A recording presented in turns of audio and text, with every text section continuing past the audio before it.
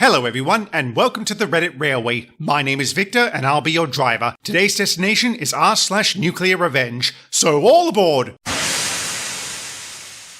In this story, there's me, my ex-wife Rebecca, James, my college buddy, Saladin, my other guy friend, and Lisa, Saladin's cousin. So Rebecca and I were what you call college sweethearts. We survived it and the hardships of life. We got married in our early 20s, and that's when things started to go rocky. I was in medicine while she was an accounting major. There were things that were okay with me, but not with her. Despite being married, she acted like she was a free spirit. She absolutely was, but there was marital neglect on her part. In 2016, she joined James's company as an accountant since it pays well. I was happy because he's a buddy of mine. Slowly, she started to complain about things that were in place. She didn't like where we lived, had problems with everything I did, and she didn't like the food she used to. Our fights intensified and she started calling me names. She said I'm good for nothing and rubbed it in my face that she earned more than me. Things took a drastic turn after I got word Rebecca and James were hanging out more with our mutual friends. I don't know why, but it seemed off. I confronted them both and they said it was a sudden plan. Coincidentally, it happened on the same day I was out of the city. They might have planned it beforehand, but I'm not sure. In 2017, my marriage blew up. My bedroom had become a dead one, and I was becoming increasingly paranoid. Whenever I tried to address things, I was turned down. Now, I'm no saint.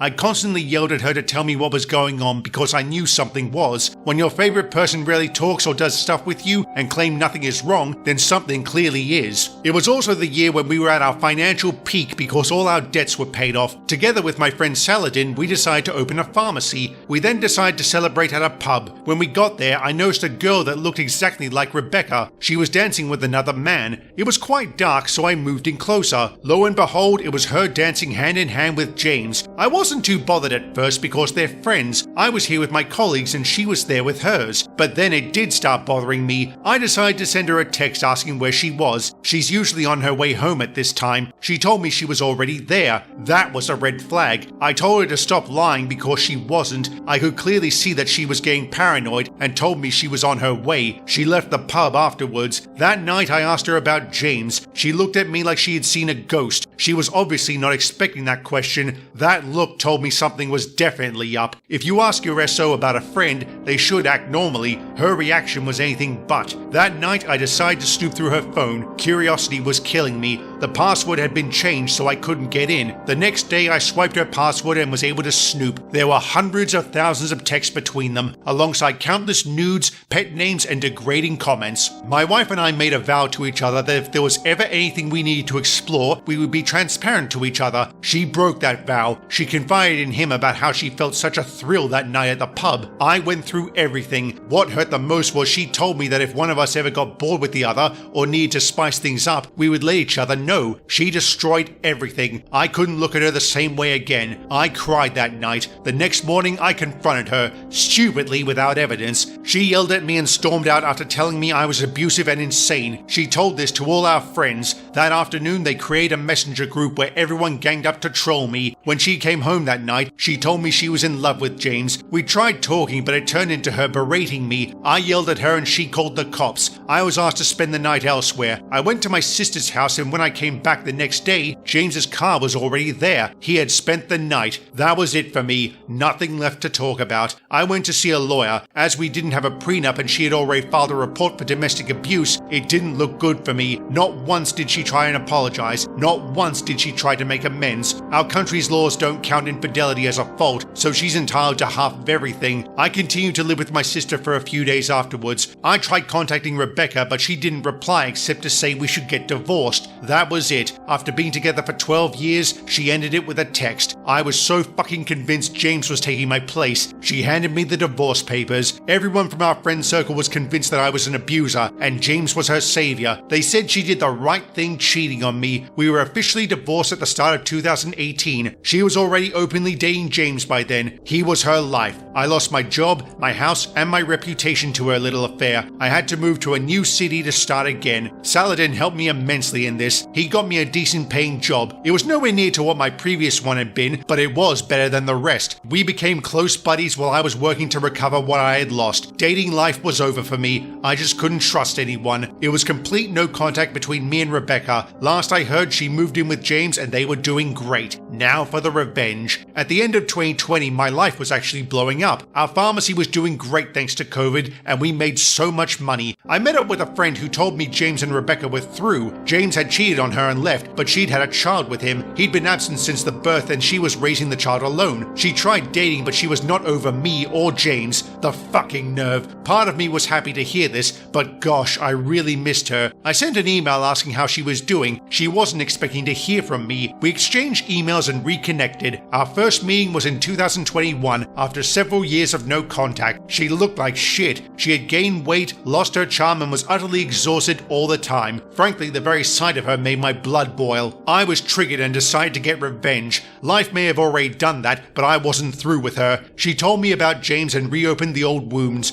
I got my closure, which made me feel a bit better, I guess. She said she was sorry. She wasn't thinking straight when she cheated. James poisoned her against me. I told her I will forgive her if she comes clean to everyone, and she did. She told everyone she had lied about me and lost a lot of friends in the process, which she deserved. My name was now cleared. She wanted us to get back together. Her exact words were, "I need help raising my child." Again, the fucking nerve. I told her I would, but we need to date and marry first. Only then would I legally adopt her child. I have to admit that little guy is adorable and I had taken a liking to him, but here's the thing, I was already seeing someone. Pretty safe to say I was cheating on her with Rebecca. She was a client of mine from a different country. We're in a long-distance relationship. Rebecca and I were living in different cities, so I never moved in with her. I played it well by saying I need to travel for business. I was only getting Rebecca's hopes up to crush her like she crushed me. We were getting intimate, but condoms were used. Rebecca felt she found love again. I pushed her to attend therapy to help her recover. Everyone commented how much happier she was thanks to me. She would praise me and then say sorry. She did little things for me like she used to when we were married. Trust me when I say I had a lot of emotions attached to this woman. I actually reconsidered getting revenge, wondering if it was too much to break her heart. This could traumatize her for life. Then I remembered how she mistreated me, and it strengthened my resolve. Her birthday was coming up. By that time, lockdown was easing up and my girlfriend, Lisa, was in my city. For the birthday gift, I asked Rebecca to go ring shopping. She picked out her favorite and I got it wrapped. She was elated. That night she came up to me crying that she was sorry for hurting me. She looked genuinely remorseful, but I had no feelings for her except indifference. Regarding Lisa, I had already told her everything beforehand. She was against my revenge idea, but I managed to convince her when it became apparent I needed to do this. On Rebecca's birthday, I drove her to our favorite spot from when we were married. Lisa was already there. I introduced Rebecca to her as my girlfriend. Rebecca went white and asked me, what does that mean?